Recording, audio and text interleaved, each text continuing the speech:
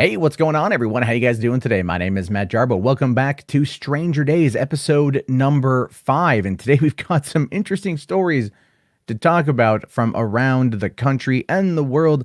Now, you might be noticing in the top left area of the thumbnail, if you're watching this on YouTube, that the person drinking bleach is actually a friend of mine, Chris Raygun. I needed an image of someone consuming bleach, and that's the first thing that came to mind. So, Chris, if you're watching this, thanks, homie. Appreciate you putting that out there to the internet and making the memes. So today we're going to be talking about, obviously, Bleach Drink is on the rise. Elderly people in Japan are being asked to not drive in return for a discount on ramen. I just thought the story was interesting. And a couple of cops have pled guilty to vandalizing a dude's car who filed a complaint against one of them. I mean, come on, guys. The Kenosha situation is crazy enough.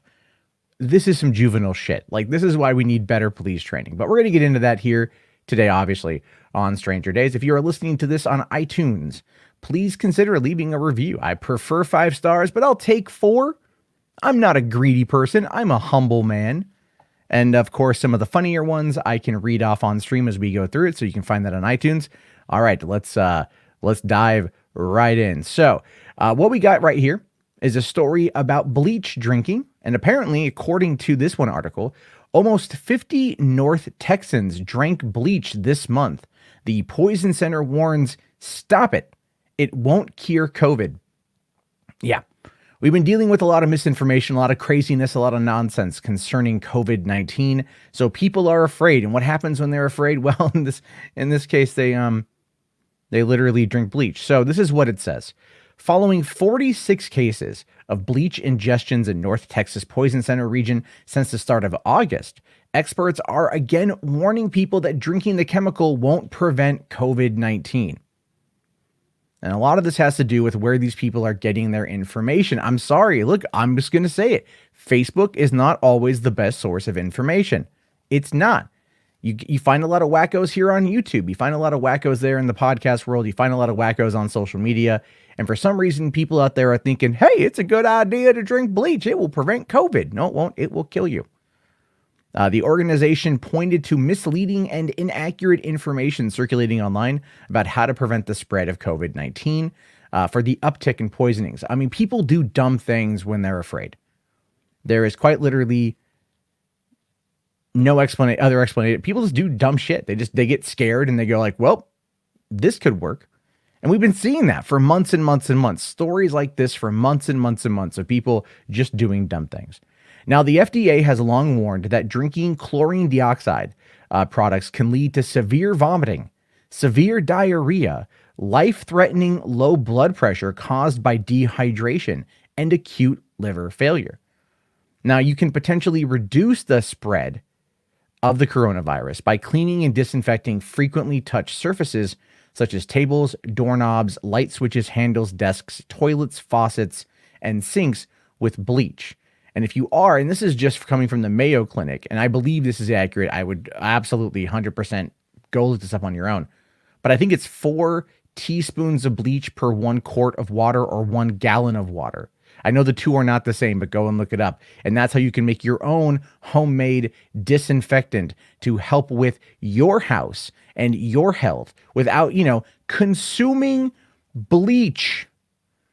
There's also this handy dandy poison, anti-bleach drinking document that was put out here where they say use cleaners and disinfectants safely at home. The Texas Poison Center Network has seen a 70% increase in calls related to cleaning products and disinfectants.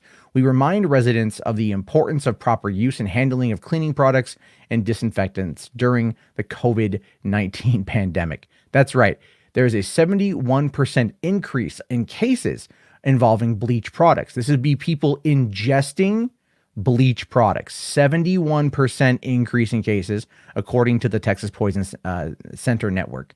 And also a 63% increase in cases involving other household cleaning agents, meaning people are afraid, and because they're afraid, they're ingesting more and more and more bleach or other kind of cleaning liquid like Pine Sol or Mr. Clean or Windex or something. I don't know. But they're doing this because they're afraid. They're doing this because they want to feel like they've got some control over their life, and this is going to be it. This just goes to show you, look, and I'm gonna get in my soapbox here for a hot second. This just goes to show you precisely why we need better leadership in this country over this issue, because people are consuming bleach products, they are consuming poison, and it could potentially kill a bunch of people if they're not careful. And because they're afraid, they're acting dumb. So please spread the message. Drinking bleach is bad. Although, to be fair, you probably shouldn't have to do that anyway. So jumping over here to this crazy story about, immature policemen. Not even immature. This is a criminal act in my mind. This is criminal vandalism.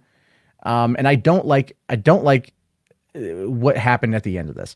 Now, cops admit to vandalizing cars of a man who filed a complaint against them. So they got so mad at a dude who didn't like them as officers that they went and they really messed up his ride. We can see here again on YouTube, he's got a white Jeep, busted windows, slashed tires, law enforcement stuff. Although if you've been paying attention to anything going on in the country over the course of the past couple months, it does seem to be somewhat on par. Now, 2 Asbury Park police officers admitted Tuesday that they vandalized a pair of cars last year belonging to a man who filed an internal affairs complaint against them. The Asbury Park police officer Stephen Martinson, 31, and former SLEO 2 Thomas Dowling, both of Asbury Park, pled guilty to 4th-degree criminal mischief. As part of their plea deals, they must forfeit any future public employment in this state, according to a statement from the Monmouth County prosecutor Christopher J. Gramcioni. And that's good. They can no longer seek any kind of public employment because they clearly violated that trust. Now, they also face probation when they are sentenced on October 16th and must pay back the victim for the damage they caused to his cars. Now, this is where we find out how they did it and what they did. So authorities said that the men wore disguises when they rode their bikes to the vehicles in Ocean Grove and Asbury Park, smashed out the windows, and slashed all the tires on September 3rd between 3 and 4 a.m. And apparently this was September 3rd, 2019. So it's been almost a whole year. Now, the vehicles belong to Ernest G. McNolly, who is an outspoken Asbury Park resident critical of the city's police department. Gee, you think? After this, do you question why? Do you wonder why? McNolly, who is 70 years old, had filed an administrative complaint against both officers several days before the incidents. His jaw dropped when he learned that the people responsible for damaging his white Jeep Liberty and Toyota Prius were, in fact, police officers. The car suffered $500 in damage. I don't know, man. The tires and like the window and the time, that's more than $500. I one time had people pull a knife on me and shatter the back window of my car, and that cost me about $400 because I had to go and get the window and then pay to get it replaced. I didn't have insurance on the car.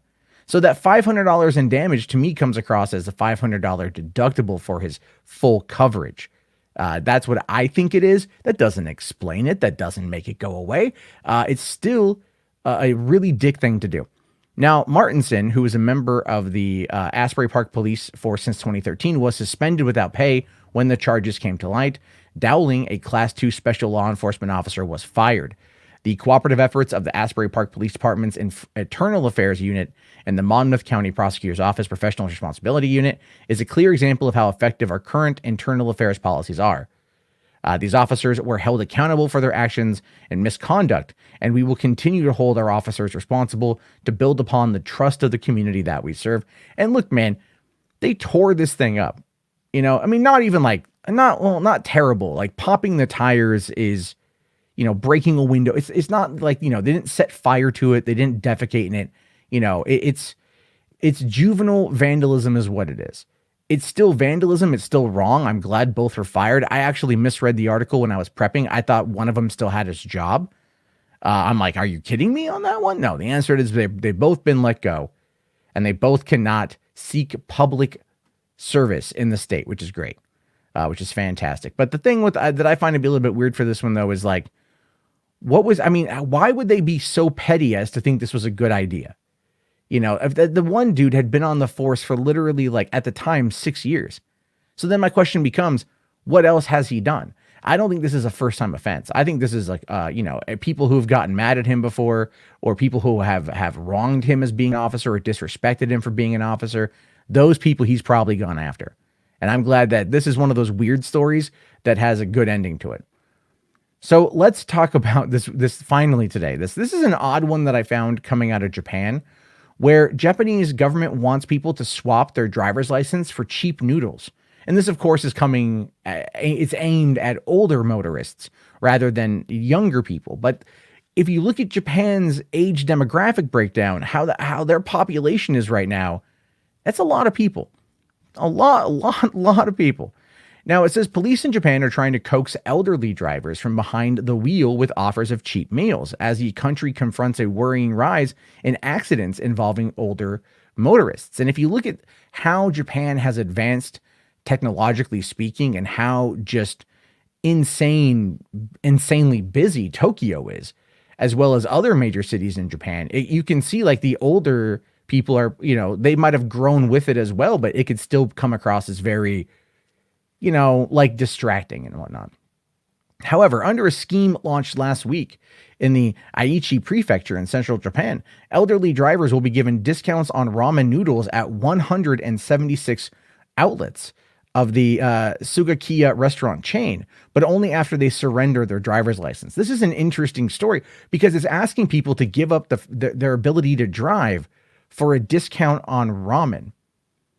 I mean, I don't know how I would feel in that situation if I get to a point, well, I will eventually get to that point where I have to surrender my license, and then I have to give up driving, and they're like, well, Mr. Jarbo, you can give up your license and you can get yourself a discount on Chicken McNuggies from McDonald's at any one of our locations, provided you give up your license. Do you want some Chicken McNuggies, Mr. Jarbo? And of course, I'm gonna be like, yeah. It's come with sweet and sour sauce, mofo. What? I mean, I'm just saying, I kind of feel like to me, it comes across as a bit of a disrespect. But this is coming after Prime Minister Shinzo Abe called for more action to address the steep rise in road accidents, some of them fatal, caused by drivers in the over 74 age group. Now, I mean, there's no limit for like when you need to turn in your license. There's no limit for when you have to stop being a driver. We all get that. But if there's a lot, I get what they're trying to say here. Now, although the overall number of traffic accidents have declined in recent years, those involving drivers age 75 and over have risen from 7.4% to 12.8% over the last decade. So they are seeing a rise, not like an extreme rise, but a rise nonetheless. And this, of course, is a reflection of Japan's rapidly aging population. An estimated 17 million Japanese people aged 65 or older hold driver's license. Of those, 4.8 million are over 75, compared with 2.4 million from 2005. So we can see here that the people that are 75 and older, or the people that are around that age, are people that were coming off of the baby boom following World War II. And so we're going to see a lot of those people that are out there. Now, it also says here that many accidents involve drivers mistaking the accelerator for the brake. Oh, man. And driving the wrong way along motorways after entering via interchanges and toll booths. So the confusion of how to get around is causing the problem. I don't think any bit of GPS is going to save you on that one. But however, the article does finish up here by saying, sometimes those mistakes can in fact prove fatal. This month, an 83-year-old woman lost control of her car and accidentally accelerated, killing 2 pedestrians. At the end of October, an 87-year-old man driving a truck hit a group of children as they were walking to school, killing a 6-year-old boy. So you can, see that this is an issue here. And local media are reporting that older drivers in Aichi are now entitled to ramen discounts after presenting their driving record certificate, which they receive from police in return for handing in their license. So you go, here's my license. And they go, here's your driving record certificate. Keep this with you at all times. And you will get a what appears to be here, a 15% discount of ramen. Yeah. It says that a set meal of ramen, rice, and salad just costs about 500 yen. So I think about 360 in euro. I don't know what that would transfer over to American.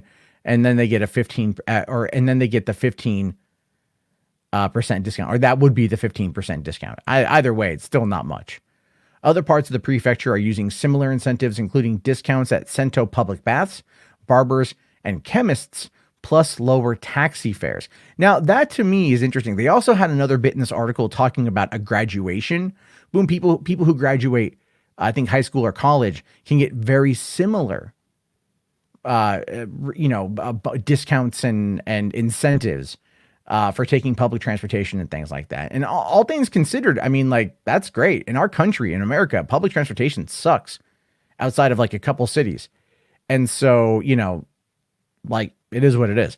Now, it does say so far this year, before the ramen concession was introduced, 12,000 drivers in the prefecture had taken advantage of the scheme. So people are realizing that they're getting older, and now it's going to kind of go.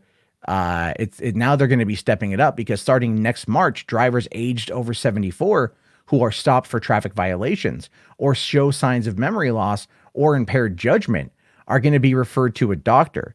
Those found to be displaying symptoms of dementia, which is a condition that does impact 4.6 million Japanese, will have their licenses suspended or revoked. Now, the measures, though, have raised concern that elderly people living in rural areas with little public transport provision could find themselves isolated if they are no longer able to drive. But more than a quarter of Japan's 127 million people are 65 and older, with the proportion projected to rise to 40% by 2060. Generally, what that means is there is a population decline. Like, the birth rates in Japan are devastatingly low. And that has been an issue with the country, which is why this story is as fascinating as it is. It's like, look, we have an elderly population. We clearly want them to live, but we don't want them to run any young people over who might be able to procreate and provide us with more people for our country, because eventually in the next 20 years, the next 40 years, really, it's going to absolutely increase. It's going to go up in an insane amount. And then people are going to be, again, they're going to find themselves in a very bad, very awkward, and very dire situation. It's not just Japan. It's also, I think Norway was having issues with that too. Birth rates are on the decline the world over. And you know what? Some countries are now kind of looking at that and going like, we need to get some people in here. We need to get some infrastructure going. Quick. What do we do? Oh, Japan's like, we're going to offer you a 15% discount on ramen so you don't kill people who can possibly breed. And I guess it's working, because 12,000 people did it. And that actually wraps up today's episode of Stranger Days. I appreciate everyone listening as this particular podcast continues to grow. I have fun looking into the weirder stories. And of course, you guys can follow me on Twitter at mjarbo if you want to submit your own stories. I'm going to be setting up probably a Facebook page or a group or something, a place for people to come and share their stories, what they find. And of course, if you guys submit something and it gets, and I talk about it, I will totally give you the credit. Anyway, I'll talk to you all tomorrow. Have yourself a great day, and peace out.